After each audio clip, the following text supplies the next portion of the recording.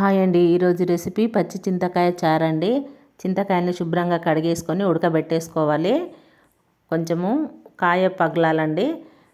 చారుకి కావలసినవి ఉల్లికాడలు, ఎల్లిపాయ రెబ్బలు, కొత్తిమీర, కరివేపాకు, పచ్చిమిర్చి, టమాటా, ఉల్లిపాయ. స్టవ్ పై గిన్నె పెట్టేసుకొని గిన్నె వేడెక్కినాక ఆయిల్ వేసేయాలి. ఆయిల్ వేసేసి పోపు దినుసులు వేయాలి. పచ్చిమిర్చి, ఉల్లిపాయ కూడా పోపులో వేసేయాలి. ఎల్లిపాయ రెబ్బలు కూడా దంచేసి వేయాలి.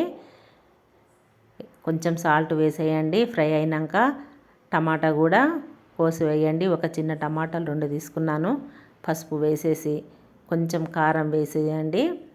మనము చింతకాయల్ని పిసికి అందులో నుండి చారు తీసేసి పోపులో వేసేయాలి. ఉల్లికాడలు వేసేయండి. జీలకర్ర, మెంతుల పిండి కొంచెం వేయండి. ఇంగువ అయినా కొంచెం వేసుకోవచ్చు.